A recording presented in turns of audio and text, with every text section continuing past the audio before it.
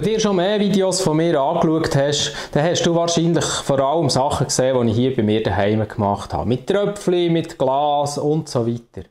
Vielleicht weisst du aber noch gar nicht, dass meine grösste fotografische Leidenschaft Actionsportfotografie ist. Ich bin viel mit dem Snowboard unterwegs und ab und zu sogar mit dem Splitboard auf Touren. Und auch dort habe ich natürlich, wenn es irgendwie möglich ist, immer eine Kamera dabei.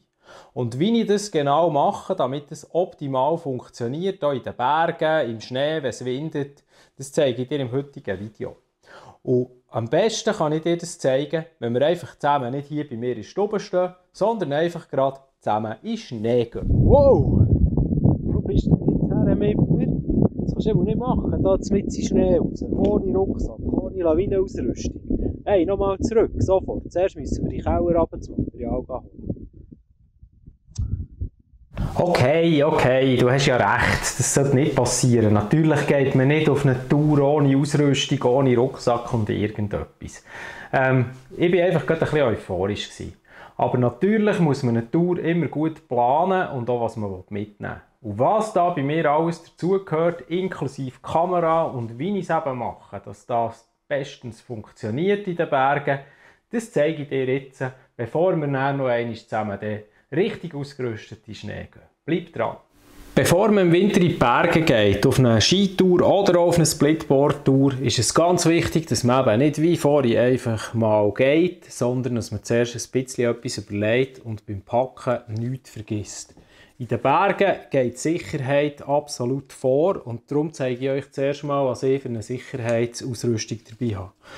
In den Bergen gehört immer dazu ein LVS, ein lawinenverschüttetes Suchgerät, das man auf dem Körper trägt, das man auch immer testet und das wirklich Batterien hat, die lang genug haben. Zu dieser Sicherheitsausrüstung gehört eine Schaufel, eine Sonde und das ist einfach das absolute Minimum, das man dabei haben muss, auch wenn man nur eine einfache Tour macht oder wenn man freiriden. Das ist für mich absolut klar, das gehört in den Rucksack.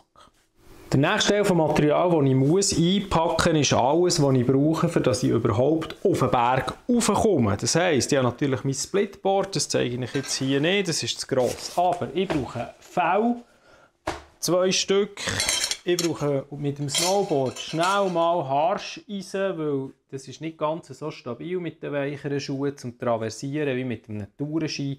Also auf einer Splitboard-Tour, wenn sie nicht wirklich extrem flach ist, gehören die Harscheisen immer in den Rucksack. Und ich brauche natürlich zum Auflaufen etwas, was wir Snowboarder sonst nicht unbedingt dabei haben. Wir brauchen Stöcke, möglichst solche, die man zusammenlegen kann, dass man sie entweder in den Rucksack oder an den Rucksack versorgen kann, wenn wir nachher runterfahren. Ebenfalls brauchen auf unserer Tour ist die ganze Bekleidung, all das, was wir anhaben, je nachdem Ersatzkleider. Es gehört für mich aber auch immer eine Kappe dazu, es gehört ein Sonnenhut dazu, es gehören Händchen dazu, je nach Temperatur wärmere oder kältere. Und ich habe auch immer noch ein paar dünne Händchen dabei, die ich brauche beim Auflaufen und die auch gäbig sind zum Fotografieren. Nachher gehört, wenn wir gerade bei Sonne, Kälte und Fotos sind, ebenfalls eine Sonnenbrille gehört dazu. Für mich aber auch, das machen nicht alle, aber für mich ist es einfach wichtig, bei mir ist immer der Helm dabei und mein Goggle mit, je nachdem, 2 verschiedene Gläser, eins für schönes Wetter und eins für weniger schön. Das ist alles dabei. Ebenfalls dazu kommt noch sicher Sonnencreme, Nasstüchli, etwas zu essen. Nie vergessen, genug zu trinken mitzunehmen, entweder in einer Flasche oder so in einem Trinkbeutel. Der musst du aber aufpassen, wenn es zu kalt ist, kann der Schlauch eingefrieren. Bei Kälte empfehle ich eher warmen Tee. Jetzt im Frühling, wenn es warm ist, dann kann man auch mal im Beutel einfach kaltes Wasser mitnehmen. Dann funktioniert das. Ja, das ist schon mal nur die Grundausrüstung. Eben, das Essen ist hier noch gar nicht dabei. All das kommt in einen Rucksack und jetzt kommt hier bei mir oben drauf noch eine Kamera. Wenn all das dabei ist, ist klar, dass ich bei der Kamera nicht auch noch 2 Bodies und 3 Objektive in meinen Rucksack packen kann. Ich habe auf Touren sehr oft mein 24-240er Objektiv dabei. Das ist zwar qualitativ nicht wahnsinnig super, Aber da wir in den Bergen eigentlich immer genug Licht haben im Schnee, ist es kein Problem. Die Lichtstärke reicht dort eigentlich immer. Und wenn ich nicht vorher genau weiss, was ich mache, gibt mir einfach die Bandbreite von 24 bis 240 mm extrem viel Flexibilität. Wenn ich wirklich fotografiere und vorher genau weiss, was ich mache, nehme ich auch mal ein besseres Objektiv mit oder sogar 2. Das ist aber dann nicht, wenn ich irgendeine lange Tour mache mit über 1000 Höhenmeter und sehr lange unterwegs bin. Dann habe ich lieber leichtes Gepäck mit Anführungs- und Schlusszeichen, damit das Ganze auch noch machbar ist. Ja, und was brauche ich denn jetzt für einen Rucksack, für all den Krümpel, sagen wir mal, auf einen Berg aufzuschleppen, auch wieder runterzufahren und noch genug Power zu haben, dass ich rechtzeitig meine Kamera parat habe, wenn irgendjemand da neben durchfährt. Das zeige ich dir jetzt. Aktuell brauche ich auf meinen Touren eigentlich meistens diesen Rucksack hier.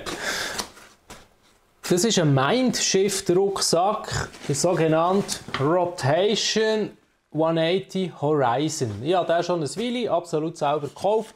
Ich weiß auch nicht, ob es genau das Modell noch gibt, aber das Prinzip von diesen Rucksäcken, diesen Mindshift-Rucksäcken und Rotation-Rucksäcken gibt es noch. Der hat oben 2 Fächer, ein kleineres, wo ich eher so ein bisschen das persönliche Material, Sonnenbrille, Sonnencreme und Essen rein tue. Ein grösseres Fach hier, wo nachher zum Beispiel die ganze Fell- und Haarscheisse, Stöcke, Helm und so weiter reinkommen. Und das Allerinteressanteste für mich als Fotograf kommt hier unten. Wir haben nämlich so ein Rotationssystem. Und hier unten versteckt ist so ein magnetischer Verschluss. Wenn ich den drehe oder aufmache, kann ich hier mit meinem Bauchgurt rausdrehen so eine Bauchtasche, wo die Kamera drinnen Platz hat. Voilà. Und wie das Ding genau funktioniert, wenn ich es rein und raus drehe, das zeige ich euch am besten wieder im Schnee. Und darum gehen wir doch jetzt wieder zurück, weil jetzt sind wir ja richtig ausgerüstet. So, viel besser. Jetzt haben wir alles bei uns, sind safe, parat und so können wir uns schnell.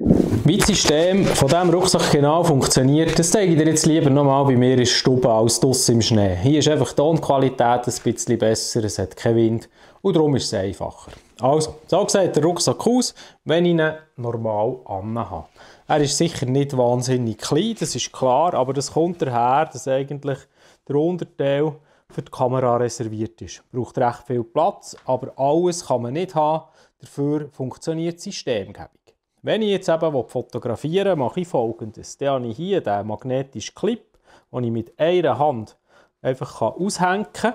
Ich habe einen Griff und kann die Bauchtasche rotieren. Das ist alles angemacht und gesichert hier auch noch. Also wenn sie mal offen bleibt, geht mir die Kamera nicht gerade am Boden. So, Tasche auf und ein Griff, Foto bereit. Wenn natürlich der Deckel noch weg ist.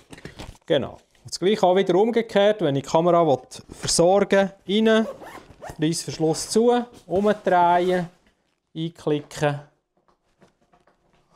parat zum Weiterfahren oder Weiterlaufen. Der Vorteil des Systems ist einfach, es ist wahnsinnig schnell.